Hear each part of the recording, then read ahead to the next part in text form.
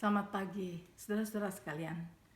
Hari ini kita akan merenungkan, saya akan berikan judul mendekat kepada Tuhan.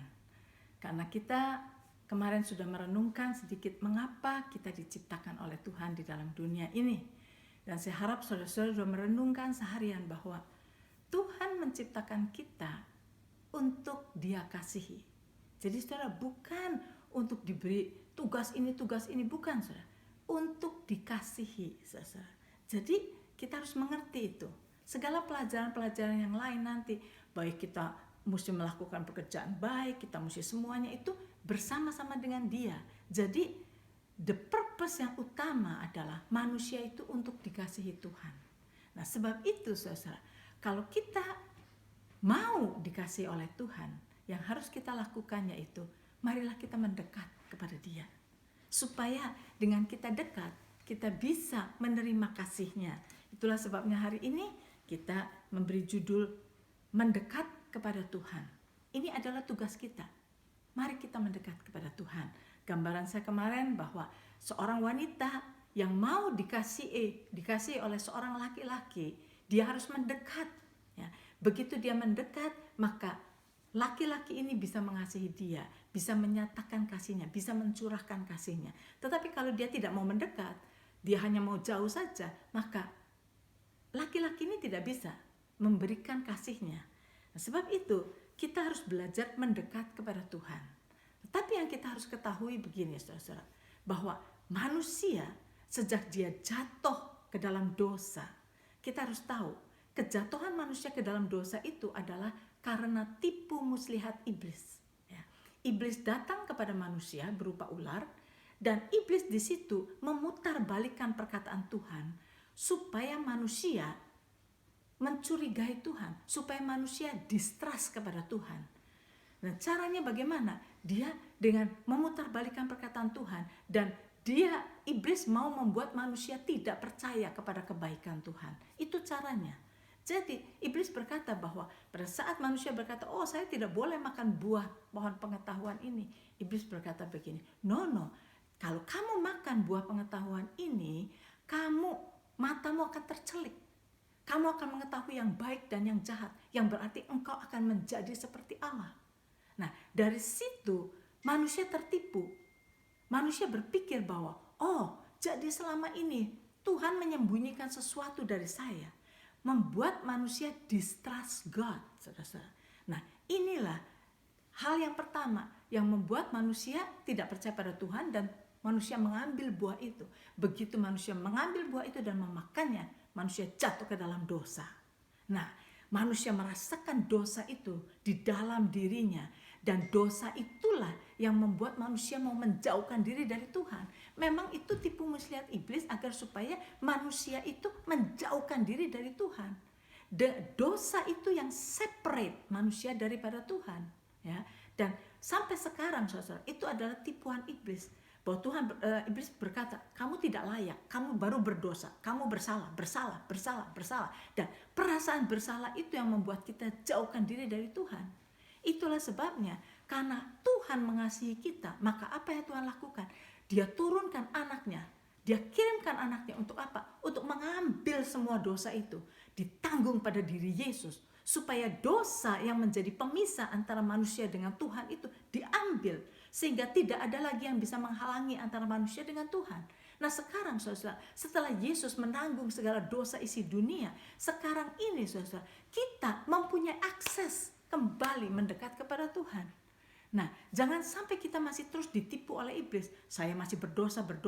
Tuhan bilang Tuhan sudah tebus, Tuhan sudah tanggung segala dosa dunia. Bukan cuma dosa saudara kemarin, besok, hari ini. Bukan, dosa dunia. Dosa dunia itu ditanggung oleh Tuhan Yesus. Kalau saudara mau baca ayatnya di dalam Yohanes 1 ayat 29. Dia menanggung dosa isi dunia, ditanggung oleh Yesus. Sehingga sekarang dosa bukan menjadi suatu problem untuk kita datang kepada Tuhan. Karena Yesus sudah tanggung. Sekarang kita mempunyai akses untuk datang kepada Tuhan. Nah saudara, jadi kalau kita mengerti akan tipu muslihat iblis, sekarang kita tidak mau lagi ditipu oleh iblis. Sekarang Tuhan berkata, mari datang. Saudara lihat, Tuhan selalu mendatangi manusia. Pada saat manusia berdosa memakan buah itu, Tuhan datang. ke Taman Eden, masih mencari Adam. Pada saat Kain membunuh Habil adiknya, saudara bisa, Tuhan datang kepada Kain. Jadi saudara lihat, dari sudut Tuhan, Tuhan tidak pernah menjauhkan dirinya dari kita. Tuhan selalu mendatangi kita.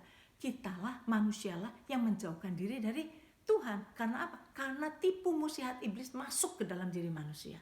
Yang mengatakan kamu dosa, karena itu Tuhan tidak berkenan. Tuhan tidak berkenan. Nah, sebab itu saudara, marilah kita sekarang setelah mengetahui bahwa Tuhan mengasihi kita dan kasihnya itu yang mau draw kita mendekat kepada Tuhan. So itu saudara, kita harus belajar untuk mengalami kasih Tuhan. Kalau kita mendekat kepada Tuhan, maka kita akan mengalami kasih Tuhan. Kita akan mengalami kesabaran Tuhan. Bahwa ternyata walaupun berkali-kali kita jatuh, berkali-kali kita salah, dengan sabar Tuhan terus menasihati kita. Bahwa pada hari ini pun saudara mendengar firman Tuhan itu adalah karena kesabaran Tuhan, karena kemurahan Tuhan. Untuk mengingatkan saudara bahwa tidak apa-apa walaupun kita masih make mistake. Tuhan bilang semua mistake kamu sudah saya tanggung. Jadi Tuhan bilang don't worry, come. Yang Tuhan mau, mari mendekat. Dengan kita mendekat, kita akan mengalami kemurahan Tuhan. Dengan kita mendekat, kita akan mengalami kehadiran Tuhan bersama-sama dengan kita. Dan saudara, kalau kita bisa melakukan ini semua, maka yang Tuhan mau lakukan adalah kemarin firman Tuhan yang kita pelajari. Tuhan sudah menyediakan, mempersiapkan bagi kita pekerjaan baik, ya kan? Nah, pekerjaan baik yang Tuhan ingin kita hidup di dalamnya. Dan ketahuilah saudara-saudara, pekerjaan baik itu bukan suatu tugas yang Tuhan damkan ke kita dan kita suruh kerjakan sendiri. Enggak, saudara-saudara. Tuhan menyediakan pekerjaan baik untuk apa? Untuk kita bersama-sama dengan Dia, karena kita dekat dengan Dia, kita bersama-sama dengan Dia melakukannya bersama-sama. Ini artinya kemurahan Tuhan, the grace of God. Kalau kita lemah, Dia akan beri kekuatan. Kalau kita tidak mampu, Dia akan beri kemampuan. Kalau kita discourage, Tuhan akan memberikan kepada kita kekuatan untuk kita bisa jalan terus. Jadi Dia akan selalu beserta dengan kita. Dan disitulah makanya Tuhan ingin kita mendekat kepada Dia. Jangan menjauh, ya, tapi mendekat kepada Dia. Dan Dia akan mendampingi kita untuk melakukan pekerjaan baik itu sampai selesai. Rasul Paulus itu bisa selesai hanya dengan waktu yang singkat karena dia mengerti bahwa Tuhan mendampingi dia. Dikatakan di dalam Yohanes pasal 16, Tuhan mengirimkan Roh Kudus-Nya untuk menolong kita, menjadi penolong akan kita. Jadi Tuhan tidak pernah meninggalkan kita. Tuhan mengasihi kita supaya kita bisa ditopang oleh Tuhan. Kita diberi kekuatan, kita diberi kemampuan. Sehingga bersama-sama dengan Tuhan, kita akan berhasil di dalam apa yang kita harus lakukan. Kita akan berkemenangan bersama-sama dengan Tuhan. Kalau kita disuruh lari, kita lari bersama dengan Tuhan. Pada saat kita kuat, Tuhan berikan kekuatan. Tuhan berikan semangat kepada kita. Karena Dia selalu bersama-sama dengan kita. Tuhan berkata, I will never leave you nor forsake you, kata Tuhan. Percayalah, di dalam keadaan apapun juga, seberapapun sulitnya apa yang sedang kita alami, Tuhan beserta dengan kita. Asal kita terus gandolan dengan Tuhan, saudara, bergandol dengan Tuhan. Maka inilah yang dimaksud di dalam Roma pasal 11 ayat yang ke-23, yang mengatakan bahwa segala sesuatu itu dari Dia, dari Tuhan, ya, segala sesuatu dari Dia. Purpose hidup kita itu dari Dia. Oke?